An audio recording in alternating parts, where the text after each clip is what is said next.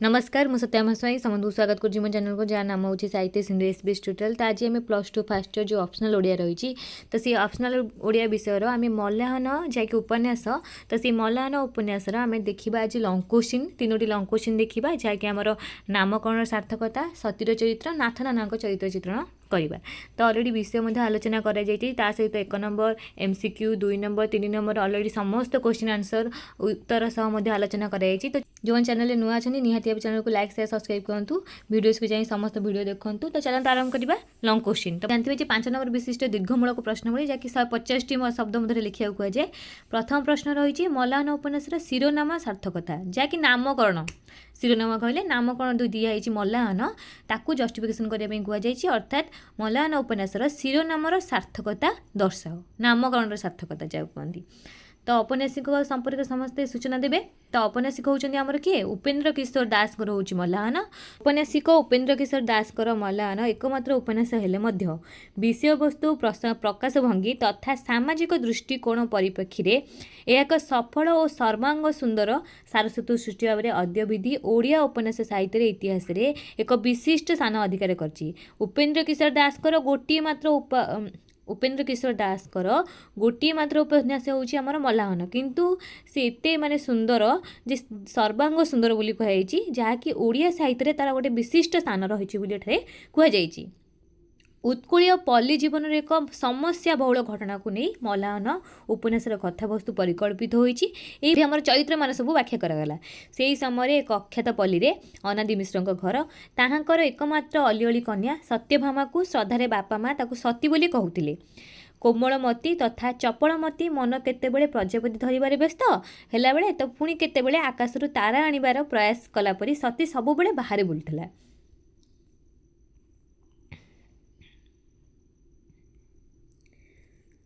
एक सार्थक सामाजिक उपन्यास भाव में मलाहनर सृष्टि एक सामाजिक भित्तिक कथावस्तु आधार में मलाहनर परिकल्पना एकमात्र संतान थिबारु अत्यंत स्नेह सौहाग श्रद्धा पाई से गेल अवस्था बढ़ी कि आमर सती जी सत्यभामा जी पर कुमारी सुलभ चपलता ता जीवन को कही नहीं अभिशप्त भरा नदी परी कारण छोट बड़ू सी गेल अवस्था बढ़ी प्राप्त यौवन रे बापा माँ हो पड़ी एक समस्या कन्यादावर मुक्ति पाई अनादि मिश्र बहुत चेष्टा करी शेष एक वृद्ध लंपट जमीदार नरहरि मिश्र सहित सतीर कौन कर विवाह कर बाहागर कर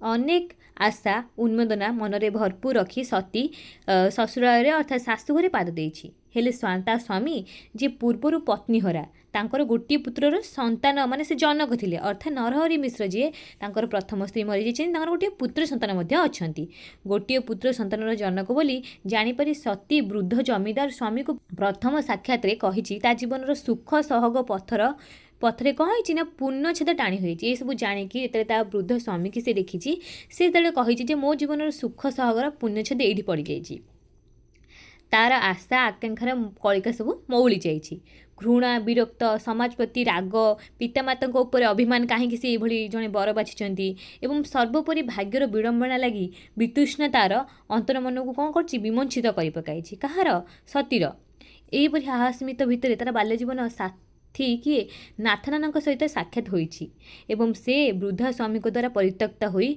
आशा और बासनारे मरीचिका पथरे धाइछि। जो मैंने विषय वस्तु जानी ना कौन से विषय देखिपारे विषय अलरेडी बुझा जाइए कहीं से स्वामी द्वारा परित्यक्त है नाथ नाना किए नाथ नाना होउछन्ति हमर नायक जी पितामातांकर अकाल वियोग घटवर नाथ नाना ता अभागिनी जीवन एकमात्र आश्रयदाता होउछन्ति किए नाथ नाना आ केही भी नाहांती तांको पाखरे पितामाता अकाल मृत्यु घटी निष्ठुर समाज किंतु नाथ नाना और सतीर एपरी निर्मल संपर्क को अविश्वास करिछि संदेह चक्षुरे देखिछि समाज लोक ताको ग्रहण करनांती से संपर्क को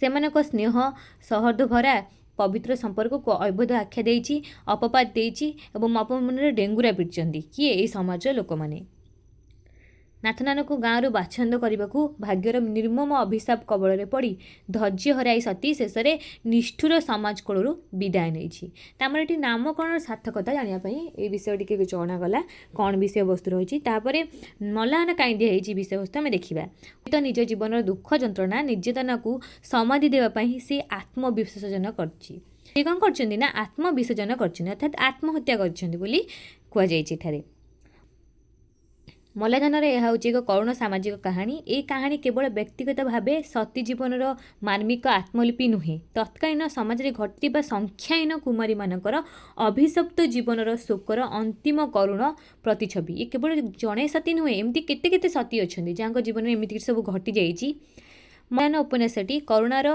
रसाश्रयी एवं दुखात्मक यार करुण्य एवं व्यूत्मक परिसमाप्ति मूल सामाजिक समस्या ही जड़ित मलाजन कहले आकाश रे आलोकहीन जो निष्प्रभ चंद्र रही थाए जह्न मरी जाएनी आकाश रे जह्न थाए कि से निष्प्रभ तार आलोक न थाए ज्योत्स्ना न थाए ताहाकु ही मलायन कहुए मल्ला जह्न माने मरिबा जह्न नुहे आकाश रे जह्न थिबो किंतु तार निष्प्रभ किरण किछि बा ज्योत्स्ना किछि देखा जाउ नथिबो बा से निष्प्रभ हो जाइथबो आलोकहीन मल्लाजन निष्प्रभ होगा संगे संगे पहाचरे आउ आह्लामयी शक्ति न थाए यही कारण रात्रि कालर चंद्रमा परी से आउ आदरणीय हो पारे नाही मल्लाहान श्रीहीन हो जाए औपन्यासिकर यह उपन्यासटी एकांत सार्थक और रुचिपूर्ण बोध हो पारे ये हूँ तार नामकरण यही कराई। नेक्स्ट क्वेश्चन देती आमर जो नाथनाना संपर्क में आम आलोचना करते से नाथना किए से नाथनाना चरित्र चित्रण करने कहुए औपन्यासिक उपेन्द्र किशोर दास विंश शतकर त्रिदोष काल सामाजिक जीवनधारा एक जटिल समस्या को नहीं केन्द्र करी उपन्यासटी हूँ एक मनोरम परिकल्पना एक परंपरा सर्वस्व अंधविश्वासी समाजर मार्मिक प्रतिलिपि से मल्लाजन उपन्यास देखा चेष्टा कर नाथनाना होउचंती उक्त उपन्यासर मुख्य नायक कहले अत्युक्ति हेब नाही नायिका होउचंती हमर सत्यभामा सती नायक होउचंती नाथनाना से होउचंती उक्त उपन्यासर प्रगतिशील प्रतीक केतेकांशरे निजर आत्मसचेतनता यौवन नवता कमनता तीव्र आकर्षण प्रगतिशील नाथनानार प्रभाव कथाकथित समाज परिवेष्टिनी मध्यरु कोमलमती सती को अलग करी आनिथिले भी ताहा पूर्ण सफल होई पारि नाही कि नाथनाना पूर्ण भाव सफल हो पारि नाहांती एठारे लोकनाथ त्रिपाठी ओरफ नाथनाना लोकनाथ त्रिपाठी बा नाथनाना को औपन्यासिक जड़े भद्र संभ्रांत श्रेणी उच्च शिक्षित भाव देखाई नाथनाना थिले नायिका सतीर जड़े मंगलकारी शुभचिंतक सती जो जीवन संघर्षमय हो उठी कहार सती जो नाथनाना जीवन संघर्षमय हो उठी सतीको एक उपयुक्त पात्र सहित बाहा देवा तांकर लक्ष्य थिला मात्र सतीर पितांक जिदखोर मनोवृत्ति जोगु से जड़े पौढ़ विपत्निक और पुत्र संतानर जनक जमीदार नरहरि मिश्रଙ୍କ सह विवाह ठीक हो जाइछि कहार सतींकर नाथनाना यार प्रबल विरोध करथिले मध्य सतीर विवाह को रोकी पारि नाहांती सती स्वामी मंदिर में अलगा है नाथनाना तार एकमात्र साहभरसा पलटिछंती कपिलेश्वर मंदिर सती को पाई ता शाशु घरे छाड़ा जाई सतीर जमीदार स्वामी को सती आपणाई नेबा को अनुरोध करिसेंती कि आमर नाथनाना किंतु जमीदार अनेक अश्लील भाषा प्रयोग करी सती को सेठारु नै जिया पई कहिसेंती नाथनाना सती प्रति होउथिबा मानसिक अत्याचार को सहजरे ग्रहण करि पाइ नाहांती सती प्रति तांकर कर्तव्य संपादन से केबे हेले अवहेला प्रदर्शन करि नाहांती जमीदार द्वारा विताड़ित हेबा परे नाथनाना सती को नहीं कटक सहर में पळैछंती कटक सहर आर्थिक दुर्गति तांकु सहाय करिया पड़ी जड़े उच्च शिक्षित युवक हिसाब से तत्कालीन समाज में सती को नहीं एक आदर्श समाज गठन करबा तांकर लक्ष्य मात्र सतीर जीवन रक्षा पूर्वक अनेक संघर्षर मुकाबला करी शेष में लक्ष्य स्थल में पहुँची पारि नाहांती सती को समाज आगे ठिया करने स्वप्न तांकर धूलिसात होइछि कारण सती ही नहीं शेष में सतीर विदाय पर नाथनाना समस्त क्रियाकलाप संघर्षर अवसान घटी यदि सती आत्मविसर्जन कर आत्महत्या कर संसार विदाय नहीं तार अनेक कारण रही समाजर ताटना रही किंतु एठी आमर विशेष करी से नाथनाना जीवन चली जावाक चाहूले तांकर मंगल चिंता करी जे समाज लोक मैंने नाथनाना को खराब बोली क्या कहते सती सती से नाथनाना जीवन दूरे जाइए शेष में सती विदाय पर समस्त कार्यकलाप और संघर्षर अवसान घटी जहाँकि सती चाहूला जे आउ संघर्षमय जीवन नाथनाना न बंचतु क्या बंचुले सी एमती संघर्षमयपूर्ण जीवन केवल सती नाथनना को जड़े आदर्श समाजसेवक भाव में चित्रण करने दिगरे औपन्यासिक प्रचेषा सफल हो पार। जड़े आदर्श चरित्र होउछन्ति हमर नाथनना। आमर आसले मेन क्यारेक्टर जी सती नायिका सती चरित्र विषय उल्लेख कर बोली कहुई। औपन्यासिक उपेन्द्र किशोर दास ओडिया उपन्यास जगत जड़े गर्व गौरवर अधिकारी थिले। तांकर उत्कृष्ट रचनावली उत्कल बाणी भंडार को समृद्ध करने सहित पाठक प्राण में गभीर संवेदनशीलता सृष्टि कर सक्षम हो पारिथिला। से उपन्यास जगतर पारंपरिक पद्धति को परिहार करी रचनाशैली में अभिनवत्व प्रदर्शन करथिले, जहाँकि तांकर परवर्ती औपन्यासिक मानक यथेष्ट प्रभावित करथिला। उपन्यास नुहे परवर्ती औपन्यासिक मानक, कारण तांकर गोटे मात्र उपन्यास होउची मल्लाहन। मल्लाहन उपन्यासर मुख्य चरित्र आम नायिका होउछन्ती सती। से एक दरिद्र ब्राह्मण परिवार जन्मग्रहण करिछि। एकमात्र संतान हिसाब से बापा माँ अपूर्व स्नेह आदर श्रद्धा मध्य पाई खूब गेल बसर दिनकू दिन बढ़ी चली। मात्र 12 वर्ष बयसर प्राप्त यौवन में बापा तार हाथ को 2 हाथ करने खूब शीघ्र चेष्टा करिसेंती। कन्यादायरू मुक्ति पाइबापी बापा अनादि मिश्र बहु चेष्टा करी शेष एक बुद्ध लंपट जमीदार नरहरि मिश्र सहित सतीर विवाह करने प्रस्तुत होती। बोऊ एवं नाथनना अनेक बारण सत्वे पिता जिदखोर मनोवृत्ति जो आगे से सब पराजित होती। परिशेष में नववधू साजी धन संपत्ति भरा ससुराल पाद देछि कि आमर सती। वृद्ध जमीदार भी विपत्नी गोटे पुत्र जनक तथा बाहाघर तांकर द्वितीय बाहाघर। प्रथम स्त्री मर जाइछन्ति, गोटे पुओ मध्य थिले। यह सती जानिबा परे तार जीवन समस्त सुख पथरे पुण्यछेद लागिछि बोली से जानिछि। तापर तार समस्त आशा आकांक्षार कलिका मौली जाइछि। घृणा विरक्ति समाजप्रति राग पितामाता उपर अभिमान सर्वोपरि भाग्यर दारुण अभिशाप लगी वितृष्णा तार अंतर को विमोचित कर पकाइछि। से सब एक अलग चरित्र हो जाइए। जो चुलबुली नायिकाटी थिला छोट बड़ू गेलबसरे बढ़ीला ता बर्तमान गोटे कौन हो जाइछन्ति ना तार घृणा विरक्ति भाव समाज प्रति राग एते बढ़ी जाइछन्ति एवं से भाबुछि जे ता जीवन में अभिशाप लगी जाइछि। तांको स्वामी जेतले से देखिछन्ति सब दिन जानिछन्ति। सती सौतुण्य पुओ बाड़पकिया को जाई निज स्वामी और शाशुर घर लोकों ठारू कपिलेश्वर मंदिर रे प्रांगण में अलग हो जाई निराश्री परी बुलुथिला बेले आकस्मिक भाव में तार बाल्यकाल अति परिचित जीवन साथी क्या नाथनना साक्षात होइछि। परदिन शाशुघर को सती नाथनना सह जाइछि। मात्र स्वामी जमीदार अनेक जंत्रणादायक भाषा प्रयोग कर सेठा ताकू तड़ी देइछन्ति। वृद्ध स्वामी द्वारा परित्यक्त होई गोटे नूतन आशा